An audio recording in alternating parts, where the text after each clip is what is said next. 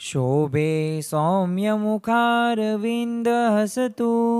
नेणेयमी वर्षता वाणी छे महिमा भरी मृदुवળી हૈયે हरि धारता योगी राज प्रमुख जी हृदयथी जेना गुणे રીજતા वंदो संत महंत स्वामी गुरुने कल्याणकारी सदा। श्री स्वामिनारायण भगवाननी जय। अक्षर पुरुषोत्तम महाराजनी जय। गुणातीतानंद स्वामी महाराजनी जय। प्रमुख स्वामी महाराजनी जय। प्रगट गुरु हरि महंत स्वामी महाराजनी जय। सूरत अक्षरधाम महोत्सवनी जय। दरेक दिव्य हरिभक्तों ने जय स्वामी नारायण। श्रीजी महाराजे गरड़ा मध्यना 66मा वचनामृतनी अंदर एक भगवानना भक्तना लक्षणों दर्शाव्या छे।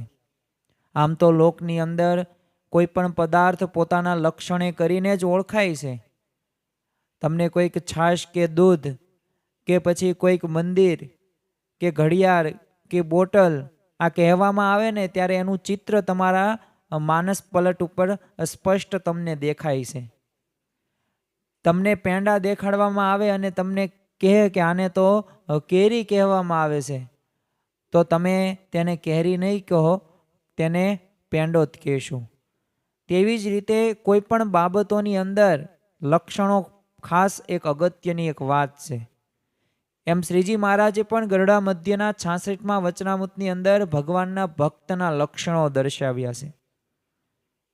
अने श्रीजी महाराज आपणने जणावे छे के भगवान छे ते अति समर्थ छे अने एनी आज्ञाए ब्रह्मादिक समग्र देव बधाय पाळे छे अने काळ कर्म अने माया ई सर्वे ब्रह्मांडना कारण छे। ई पण भगवानना भय थकी सावधान थईने भगवाननी आज्ञामां रहे छे।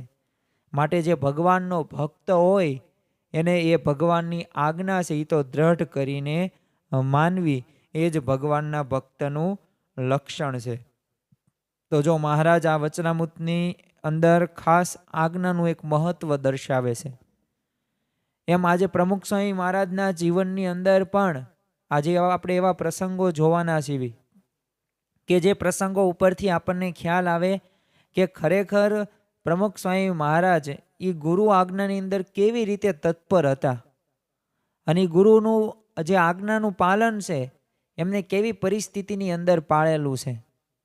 આમ તો પ્રમુખ સ્વામી મહારાજને એક વખત પ્રશ્ન પૂછવામાં આવ્યો કે આપ તો અનાદિના સિદ્ધ છો અને આ લૌકિક દ્રષ્ટિએ તમે દીક્ષા ગ્રહણ કરી છે અને તમે પ્રમુખ સ્થાને વિરાજો છો તો આ સંસ્થાનો આટલો બધો વિકાસ કર્યો તો આમની આ પ્રગતિનું રહસ્ય શું છે?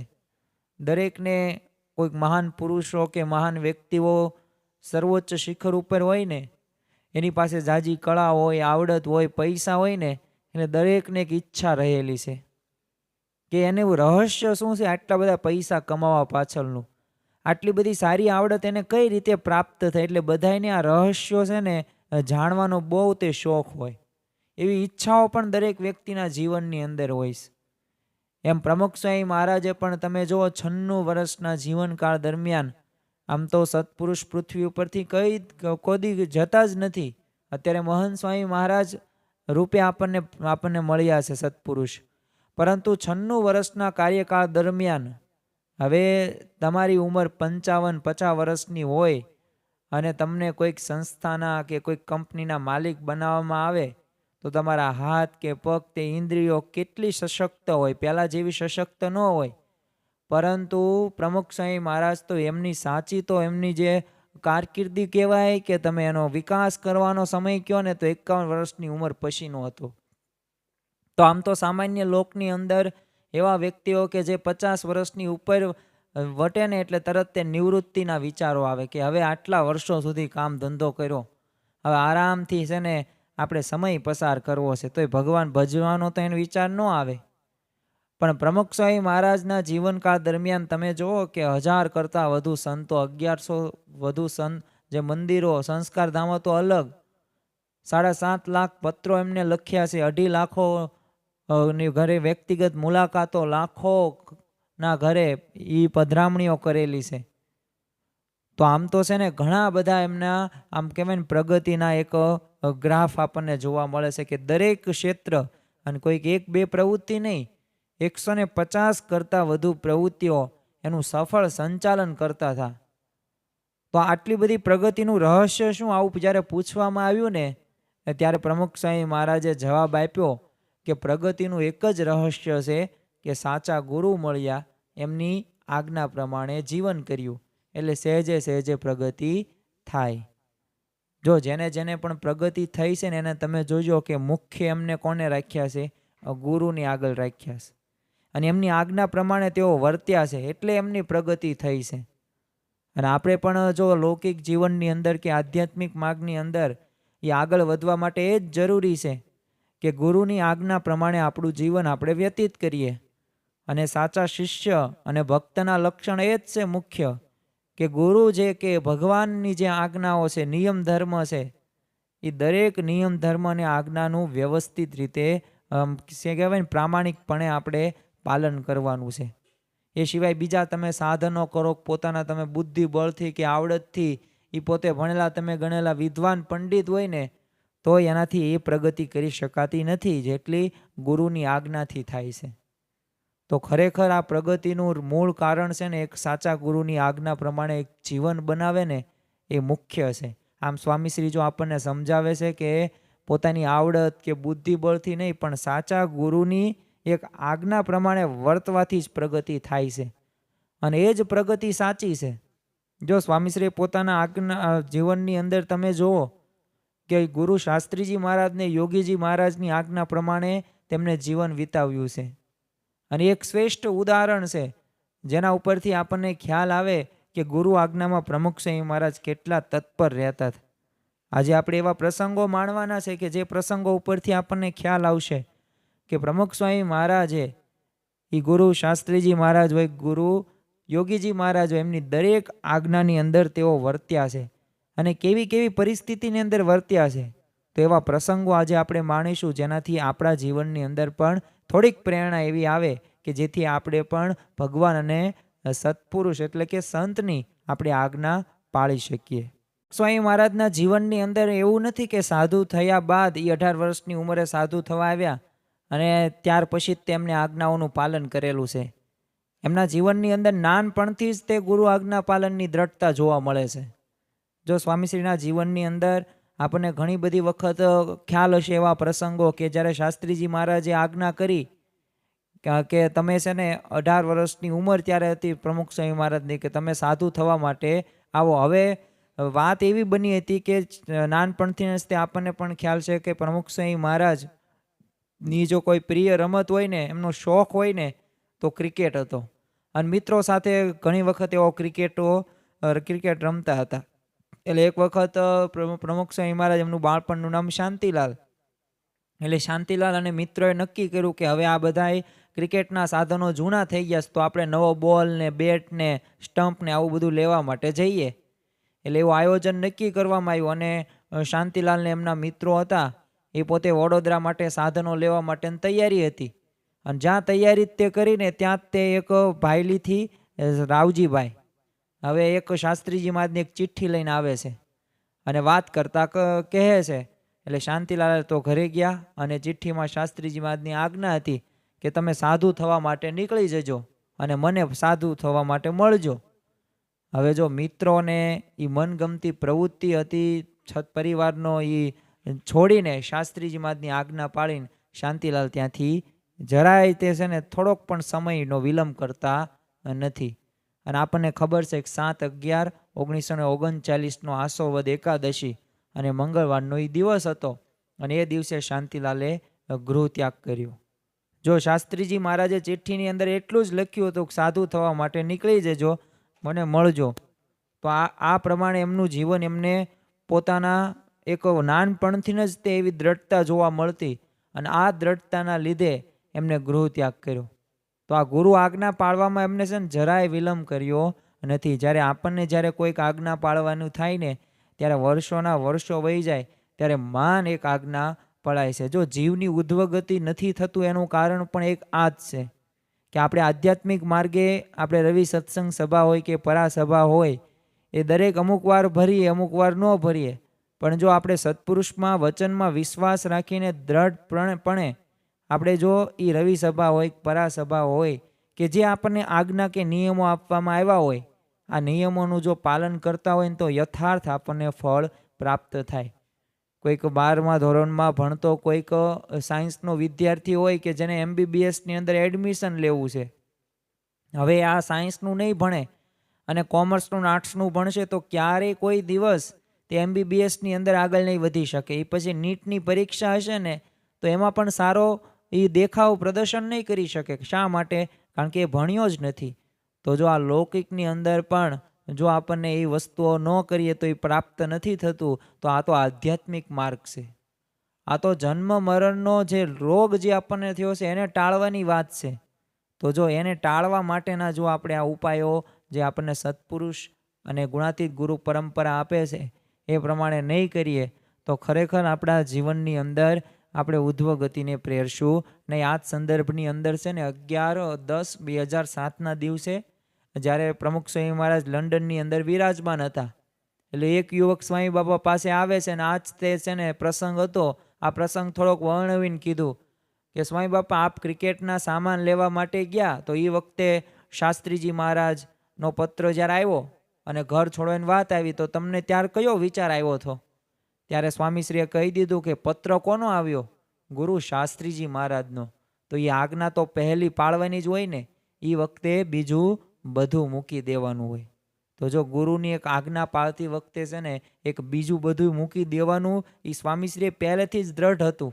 એ બાળપણથી જ આવા ગુણો હતા ને એના લીધે આપણે સ્વામીશ્રીને અત્યારે પણ હાલની સ્થિતિએ ભૂલી શકતા નથી. અને એમના પણ જીવન ચરિત્રો આપણે જોઈએ કે એક પ્રસંગો એ પછી વડોદરાની અંદર હોય કે ભરૂચની અંદર હોય કે આદિવાસી વિસ્તારોની અંદર હોય 80, 90, 100, 115 સુધી પધરામણીઓ એમને કરેલી છે એક દિવસની અંદર.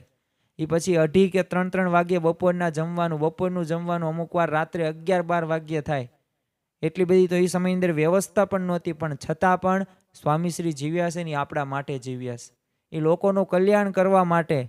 અને ખરેખર એમના જીવનની અંદર એક ભાવના છે કે દરેકનું ભલું થાય. અને આ બીજું બધું મૂકવાની વાત છે ને સ્વામીશ્રીએ કહી દીધું કે પોતાના મન અને તનના ચૂરેચૂરા કરી નાખવાના, ગુરુની આજ્ઞા થાય ને એ પ્રમાણે વર્તવાનું, બીજું બહુ વિચારવાનું નહીં. તો જો અહીંયા આપણને ખ્યાલ આવે કે નાનપણથી જ તે પ્રમુખ સ્વામી મહારાજ એ ગુરુ આજ્ઞામાં દ્રઢતા જોવા મળતી.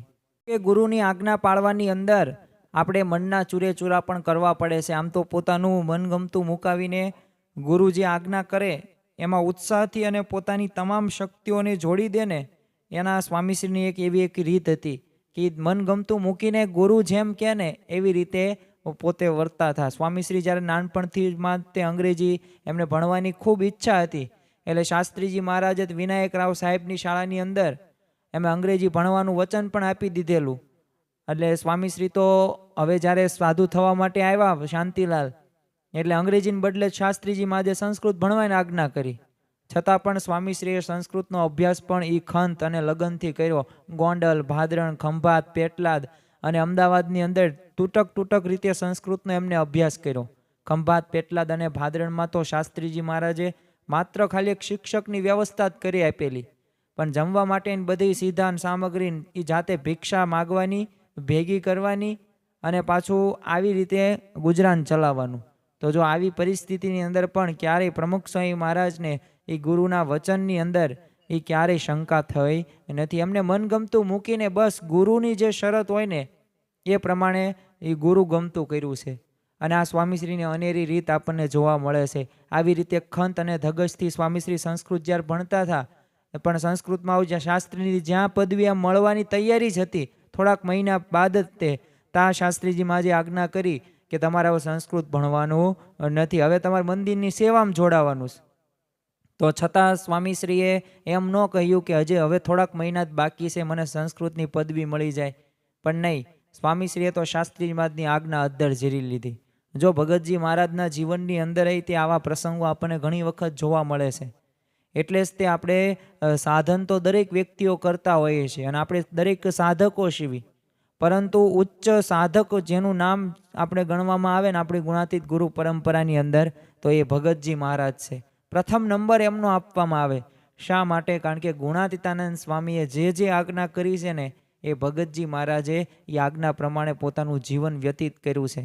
એકવાર તો સારંગપુરમાં એક સંતે સ્વામીશ્રી એક પ્રશ્ન પૂછ્યો કે સ્વામી શાસ્ત્રીજી મહારાજે આપને અંગ્રેજી બદલે સંસ્કૃત ભણવાની આજ્ઞા કરી અને સંસ્કૃત ભણવાનું પણ અડધેથી બંધ કરાવ્યું, ત્યારે આપને કયા વિચારથી બધું મૂકી દીધું?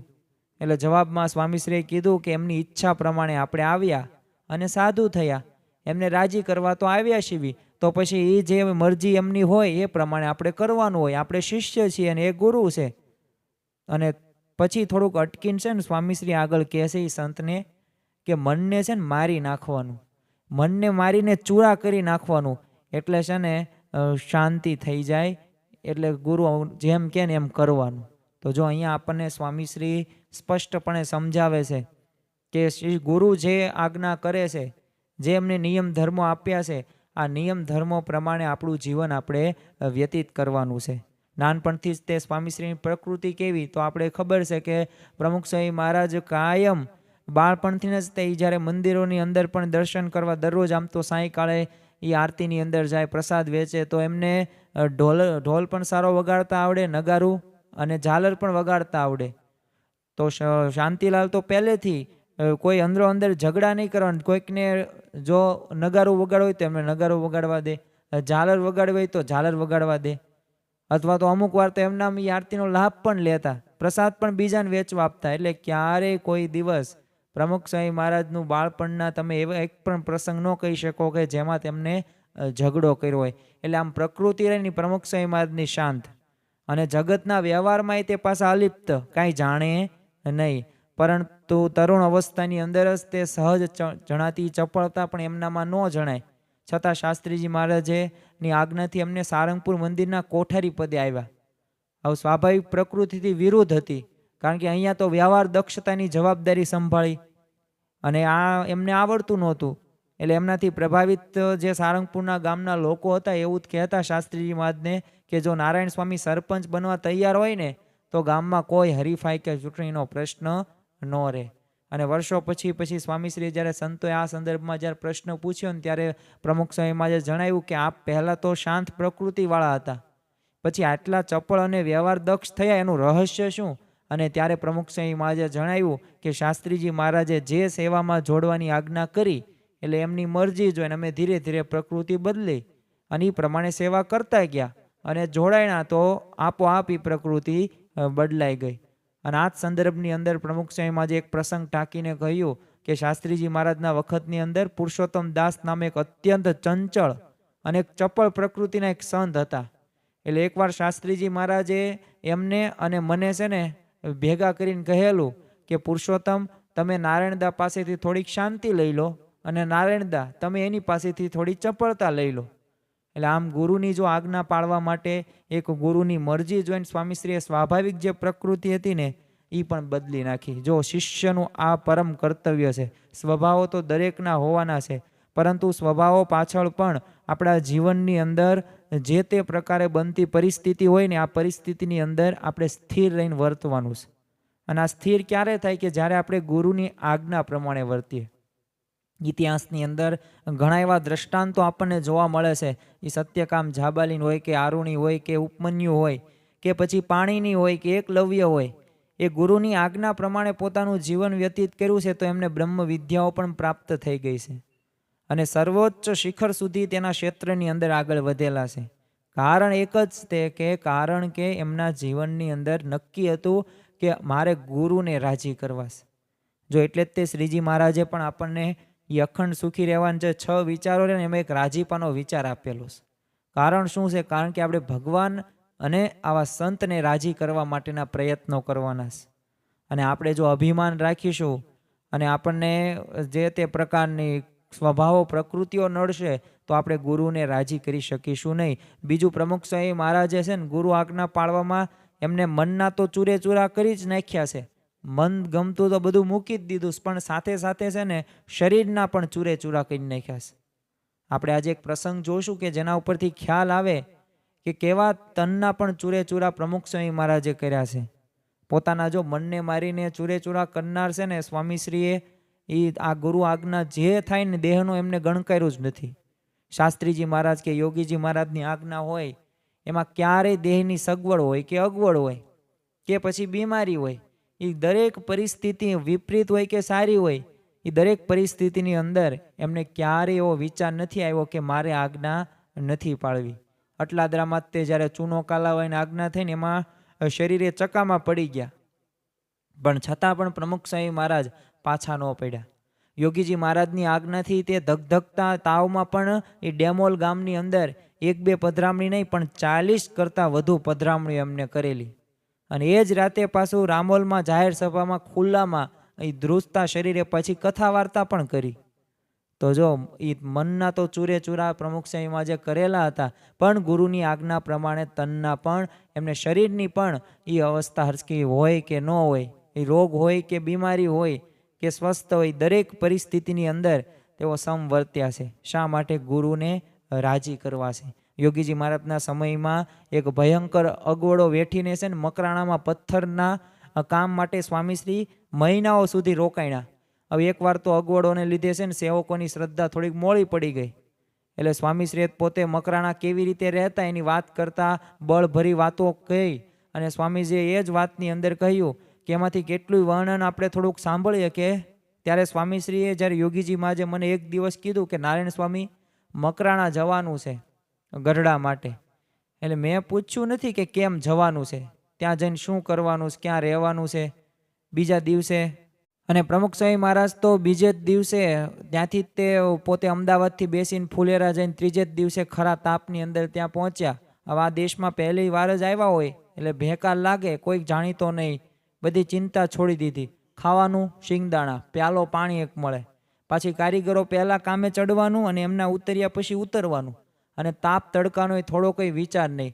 છાંયડોય નહોતો શોધ્યો. રોજ ખાણોમાં એક જવાનું, પથરા ફેરવવાના, માલિકો મજૂરો સાથે જીવાજોડી કરવાની, તોય તે દગાબાજી કરે, જરાય છેતરવાનું નહીં, ગાફલાય નહીં કરવાની. જો ગાફલાય કરે તો ખોટમાં ધંધો જાય.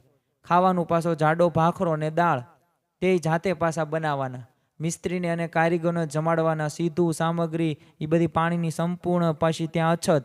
100 ફૂટથી માંડીને 200 ફૂટ ઊંડા કૂવામાં પાણી સિંચીને એક ડોલમાં નાહવા ધોવાનું અને વાપરવાનું આવી જાય એમ કરવાનું. અને 200 ફૂટ ઊંડેથી તો નાનું 2 શેરનું ડબલું જ બહાર આવે. મારી સંતે સાથે એક સંત હતા, એને કહ્યું કે લાવ આમ શું જરી જરી કાઢે છો, એટલે લાવ મોટી ડોલ હું બાંધું. અને જ્યાં એ સંતે એ બાંધીને તો 10 જ વાર, એટલે એક વાર હાથમાં નીચેથી ઉપર આવે ને એટલું જ દવડું કૂવામાં જ ખેંચાય ને એવી વાભેન કહેવાય. એટલે એ થાક્યા એટલે કીધું અલ્યા ઝાલો ઝાલો, અને ત્યારથી એ તો ખો ભૂલી જ ગયા. તો જો આવી જબરી કસોટીની અંદર પણ એ પથરાને અમે ઘડાયા છીએ, ત્યારે જ સ્વામીશ્રી રાજી થયા છે. આમ જો આજ્ઞા પાળવામાં સ્વામીશ્રી પોતાના દેહની એ અગવડ કે સગવડને ગણકારતા નથી. એક મનની સાથે દેહના પણ એમને ચૂરે ચૂરા કરી નાખ્યા છે. એમ વાસ્તવિક જીવનની અંદર દરેક ગુરુની જે આજ્ઞાનું પાલન જે કરતા હશે એ જ શિષ્ય પોતાના એ આધ્યાત્મિક ક્ષેત્રની અંદર, લૌકિક ક્ષેત્રની અંદર આગળ વધતા હશે. જો કોઈ કંપનીની અંદર પણ તમે જોયું હશે કે જે કર્મચારી છે એ કર્મચારી કોઈક માલિકનું આજ્ઞાનું પાલન કરશે તો જ તે કંપની અંદર ફાયદો થતો જોવા મળશે. જો પોતાનું મન ધાર્યા પ્રમાણે કામ કરતો હશે તો એને પણ કોઈ પણ પ્રકારનો ફાયદો થતો જોવા મળશે ને. એક ગુરુ આજ્ઞાનું એક પ્રધાનપણું પણ સ્વામીશ્રીના જીવનની અંદર જોવા મળતું, કારણ કે સ્વામીશ્રી મન અને તનને છે ને ગુરુની આજ્ઞામાં વાળી શક્યા. એનું કારણ શું હતું? તેમના જીવનમાં એક ગુરુની આજ્ઞાનું પ્રધાનપણું હતું, એક મુખ્યપણું હતું. કારણ કે એમના સાથેના જ હેતવાળા વ્યક્તિઓમાં છે ને આગ્રહ સામે પણ એઓને ગુરુની આજ્ઞા એક મુખ્ય રાખતી. એકવાર સ્વામીશ્રીએ પ્રશ્ન જ્યારે પૂછ્યો કે આપે ક્રિકેટમાં સાધનો લેવા જવાનું બંધ રાખ્યું, પરંતુ સાથેના 10-12 મિત્રો હતા, તો એમને શાસ્ત્રી મહારાજનો મહિમા ન હોય એટલે એમને આગ્રહ નહોતો કર્યો કે સાધુ થવા તેમ અત્યારે ન જાઓ. તો આવું કંઈ કીધેલું નહીં. ત્યારે સ્વામીશ્રીએ સાહજિક રીતે જૂની સ્મૃતિ કરતાં કીધેલું કે હા એવી વાત થયેલી, બધા કહેતા કાગળ ભલે આવ્યો પણ સાધનો લઈ આવીએ, થોડા દાડા રમીએ પછી જાજે તું. એટલે તારી સાથે અમારું પણ રમવાનું ચાલ્યું જાય ને. એટલે શાંતિલાલે તો એ બાળપણના મિત્રોને પણ કહી દીધેલું કે નહીં, મારે શાસ્ત્રીજી મહારાજની આજ્ઞા છે, એમનો પત્ર આવ્યો છે એટલે અત્યારે જ જવાનું થશે. અને મારા જે બાપુજી હતા મોતીભાઈ, એમને પણ વાત કરેલી કે શાસ્ત્રી મહારાજને તું લખી દે, હું પછી આવીશ. એટલે આવું બધું મને કહેતા જ, પણ મારે સ્વામીશ્રીને રાજી કરવાના હતા અને એમને રાજી કરવાની ઈચ્છા હતી અને એમને પણ સાધુ કરવાની મને અત્યારે જ ઈચ્છા હતી. એટલે કિશોર વયની અંદર પણ હું એ શહેર શરમમાં આવ્યા વિના એ સ્વામીશ્રીની એક ગુરુ આજ્ઞાની અંદર પ્રધાનતા હું રાખતો હતો. તો આમ જો સાધુ થયા પછી પણ એમને સંતોને હરિભક્તોના પ્રેમાગ્રહ સામે તેઓએ ગુરુ આજ્ઞાને જ મુખ્ય રાખી હતી અને આ એમના જીવનની અંદર જોવા મળે છે. ઈસવીસન 1970ની સાલ હતી ત્યારે યોગીજી મહારાજે સ્વામીશ્રીને કામકાજ અંગે છે ને ધનતેરસ સુધી ગોંડલ રોક્યા. આમ તો સ્વામીશ્રી ઘણું કરીને દિવાળી અને અન્નકૂટના ઉત્સવો હતા એ સારંગપુરમાં જ ઉજવતા, પરંતુ આ વર્ષે બધા સંતોએ એ પ્રેમભર્યો આગ્રહ કરતા સ્વામીશ્રીને કીધેલું કે આ વર્ષે તમે અન્નકૂટ અહીં ગોંડલમાં કરો. એટલે સ્વામીશ્રીએ ત્યારે કહેલું કે તમે બધા વાત કરો છો પણ મારે તો યોગી બાપા કહે ને એમ કરવાનું છે. સંતોએ સામે કીધું બાપા કહે તો માનશો ને? ત્યારે સ્વામી બાપાએ કીધું હા બાપા કહે ને તો ક્યાં ના છે. મોટરમાં જતા હોય અને અડધે રસ્તે ગયા હોય ને પણ સ્વામી બોલાવે ને તો એમ પાછા આવતા રહીએ અને તમે બધા જાઓ, બાપાને વાત કરવાની જરૂર નથી, અમે સમજી લઈશું. અને બીજા જ દિવસે સામાન ગાડીમાં ગોઠવાઈ ગયો અને છેલ્લે નીકળતા પહેલાં સ્વામીશ્રી યોગીજી મહારાજના દર્શને પધાર્યા. ત્યારે સંતોએ સ્વામીશ્રીને રોકવા માટે યોગી બાપાને આગ્રહ કર્યો, પણ યોગીજી મહારાજે કીધું કે આ વર્ષે સંત સ્વામીની રાજી કરવા દો, તેમને સારંગપુર જવા દો. આવતા વર્ષથી પ્રમુખ સ્વામી મહારાજ અહીંયા ગોંડલની અંદર અન્નકૂટ કરશે અને ત્યાર પછી આકસ્મિક સંજોગો કે મોટા ઉત્સવો હોય, આ દરેક સમયની અંદર સ્વામીશ્રી મહદઅંશે છે ને ગોંડલની અંદર યોગી બાપાની આજ્ઞા અનુસાર અન્નકૂટોત્સવ કરતા હતા. એકવાર તો યોગીજી મહારાજ જ્યારે સારંગપુર બિરાજતા હતા, હવે નજીકમાં આવેલા તે નિંગાળા ગામમાં છે ને કેટલાક અગ્રણી હરિભક્તો હતા. હવે એ હરિભક્તો સ્વામીશ્રીને મળવા માટે આવે છે. એટલે ગામમાં નવું મંદિર એટલે મૂર્તિ પ્રતિષ્ઠાનો કાર્યક્રમ નક્કી કરવામાં આવ્યો. એટલે હરિભક્તોએ યોગીજી મહારાજને કીધું કે સ્વામી બાપા, પ્રમુખ સ્વામી મહારાજ અમારા ગામમાં પધાર્યા જ નથી, તો તમે પ્રતિષ્ઠા સમયે આવે એવી રીતે કરો ને. એટલે હરિભક્તોનો ભાવ હતો. એટલે મૂર્તિ પ્રતિષ્ઠાના દિવસે જ તે યોગીજી મહારાજે સ્વામીશ્રીને લઈને નિંગાળા પધાર્યા. આવું ગામમાં નગર યાત્રા નીકળી, હરિભક્તોને રાજી પણ કર્યા. અને રાત્રે પ્રતિષ્ઠા ઉત્સવની સભા જ્યારે ચાલતી હતી ને ત્યારે ગોંડલથી એક માણસ પત્ર લઈને યોગીજી મહારાજને આપે છે અને એ પત્ર સ્વામીશ્રીને આપ્યો. એટલે સ્વામીશ્રી પત્ર વાંચીને તરત તે યોગીજી મહારાજને પૂછ્યું કે બાપા શું આજ્ઞા છે? એટલે યોગીજી મહારાજે કીધું કે તમે અત્યારે જ નીકળો. અને સ્વામીશ્રી રાત્રે 11:30 વાગે ગોંડલ જવા માટે નીકળ્યા. તો જો સંતો અને હરિભક્તો સાથે ભલે ઘનિષ્ઠ હેત કે આત્મબુદ્ધિ હોય, પરંતુ છતાં સ્વામીશ્રીએ ક્યારેય ગુરુ આજ્ઞાને ગૌણ કરી નથી. બીજું એમને જીવન પર એક ગુરુ આજ્ઞા પ્રમાણે વર્ત્યા પણ છે.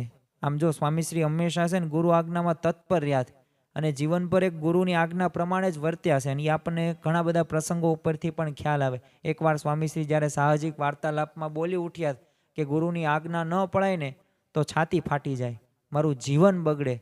અરે આજ્ઞા પાળવામાં વિલંબ થાય ને તો પણ અંતરે આનંદ ને સુખ ન રહે.